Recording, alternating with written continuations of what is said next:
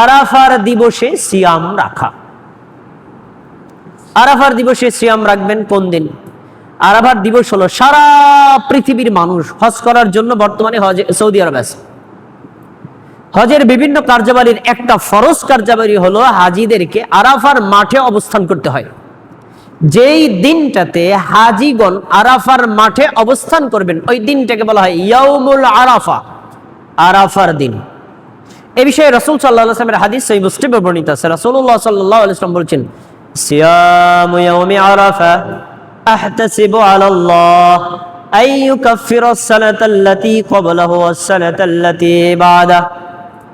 আরাফার দিবসের রোজার ব্যাপারে আমি আল্লাহর নিকটে আশা পোষণ করি, কোন নারী কোন পুরুষ যদি আরাফার দিবসে একদিনের রোজা রাখে, আল্লাহ তার পূর্ববর্তী 1 বছর, পরবর্তী 1 বছর, 2 বছরের পাপ ক্ষমা করে দিবেন। সুবহানাল্লাহ। পূর্ববর্তী 1 বছর মানে গত বছর আরাফা থেকে এই বছর আরাফা পর্যন্ত 1 বছর, আবার এই বছরের আরাফা থেকে আগামী বছর আরাফা পর্যন্ত 1 বছর, মোট 2 বছরের পাপ আল্লাহ একটা রোজার কারণে ক্ষমা করে দিবেন। সুবহানাল্লাহ। মাত্র একটা রোজা রাখবেন। এখন প্রশ্ন, আরাফার দিন কোন দিন? তাই না? আজকে জিলহজ মাসের 28 তারিখ, আজকে 28 তারিখ, তা আজকে দিন চলে গেল। এরপরে 29, তারপরে 30 তারিখে হয়তো চাঁদ না উঠলে হতে পারে অথবা নাও হতে পারে, এরপর থেকে শুরু হবে। তো এখন কথা হলো যে আরাফার দিবস বাংলাদেশে যেদিন, সৌদি আরবে সেদিন হয় না। কারণ আমরা বাংলাদেশে একদিন পরে চাঁদ দেখি, সৌদি আরবে আমাদের একদিন আগে চাঁদ দেখে। এজন্য সৌদি আরবে যখন 9 তারিখে হাজিগণ আরাফার মাঠে অবস্থান করে, তখন বাংলাদেশের ক্যালেন্ডারে হয় 8 জিলহজ। এখন এইটা নিয়ে তর্ক, আমরা কি বাংলাদেশের 9 তারিখে রোজা রাখবো নাকি সৌদি আরবের 9 তারিখে রোজা রাখবো?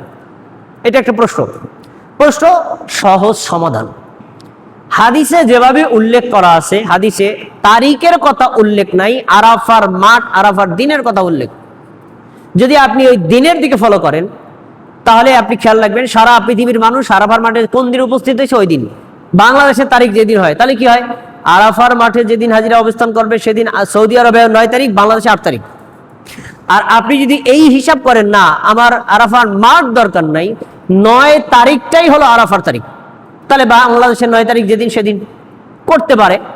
যে কোনো একটা দৃষ্টিভঙ্গিতে যদি কেউ রাখে তাহলে হবে। তবে আমাদের কাছে মনে হয় হাজিগণ আরাফার মাঠে যেদিন উপস্থিত হবেন ওই দিনটাতে করলেই সবচেয়ে সুন্দর হয়। কারণ হাদিসে এই কথাটাই উল্লেখ করছে, সিয়ামু ইয়াউমি আরাফা, আরাফার দিনের রোজা। কথা নাই সিয়ামু ইয়াউমি তিসআ, 9 তারিখের রোজা, এটা নাই। তাহলে আপনারা বাংলাদেশের 8 তারিখ, সৌদি আরবের 9 তারিখ, একই দিন আরাফা। যেই দিনকা প্রত্যেকটা চ্যানেলে সৌদি আরবের হজটাকে লাইভ দেখাবে, ওই দিনটাই হলো আরাফার দিন। আমরা ওই দিনে সিয়াম রাখবো। গেল এ একটা আমল। এবার আমাদের পরবর্তী আমল হচ্ছে আরাফার দিবসে আল্লাহর কাছে নিজেদের পাপের জন্য বেশি বেশি তাওবা ইস্তেগফার করা, জাহান্নাম থেকে মুক্তি চাওয়া। খুব গুরুত্বপূর্ণ আমল। সহিহ মুসলিমের হাদিস, কত সুন্দর হাদিস।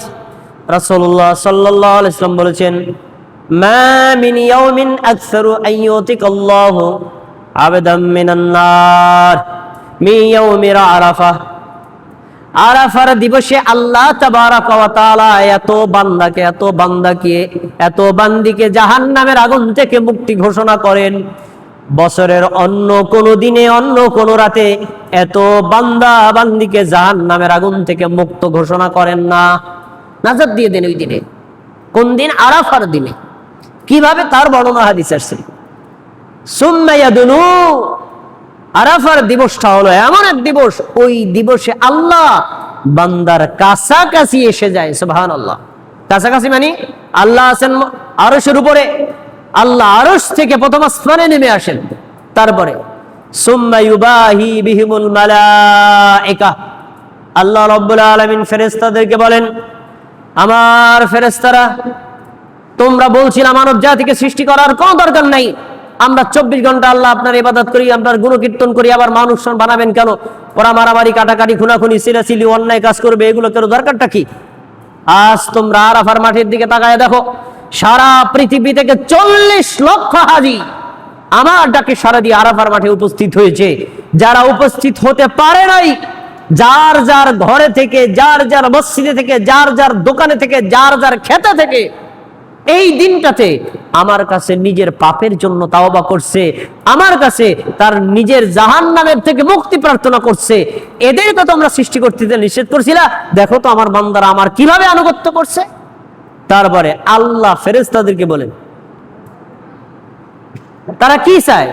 মা আরাদা উলাই, ফেরেশতারা এই যে আরাফার মাঠে লক্ষ লক্ষ হাজি উপস্থিত হয়েছে, তারা চায় কি? ফেরেশতারা এই হাজিদের অনুসরণে সারা পৃথিবীতে যে মানুষগুলো আরাফারের দিকে তাওবা ইস্তেগফার করতেছে, জাহান্নামের আগুন থেকে মুক্তি চায়, তারা চায় কি? ফেরেশতারা বলে, আল্লাহ তারা নিজেদের পাপের জন্য ক্ষমা চায়, জাহান্নামের আগুন থেকে বাঁচতে চায়, জান্নাত চায়।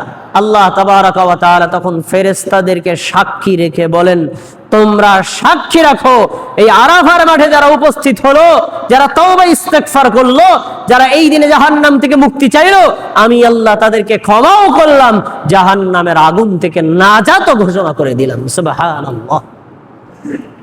তাহলে আমাদের আরাফার দিবসে, এটা পার্সোনাল, এটা কিন্তু সম্মিলিত না, মসজিদে সবাই একত্রিত না, আপনি আপনার মতো, আমি আমার মতো, এর জন্য মসজিদ আসাও দরকার না। আরাফার দিন আপনি খেতে গেছেন কাজ করতে, তাই না? কাশি নিয়ে কাজ করেন, আল্লাহর কাছে তওবা করেন, আল্লাহ আপনি আমার পাপ ক্ষমা করেন, আল্লাহুম্মা আজিরনি মিনান নার, আল্লাহ আপনি আমাকে জাহান্নামের আগুন থেকে মুক্তি ঘোষণা করেন, আল্লাহুম্মা ইন্নী আউযু বিকা মিন আযাবিন নার, আল্লাহ আমি আপনার কাছে জাহান্নামের আগুন থেকে বাঁচতে চাই। করেন, আপনি কাশি দিয়ে কাজ করবেন আর অন্তর দিয়ে, মুখ দিয়ে আল্লাহর কাছে তওবা ইস্তেগফার করবেন। আল্লাহ কি ইচ্ছা করলে আপনার পাপ ক্ষমা করে জাহান্নাম থেকে মুক্তি ঘোষণা করতে পারেন না? পারেন। এজন্য হাত তোলাও জরুরি না, এজন্য আপনার মসজিদে আসাও জরুরি না।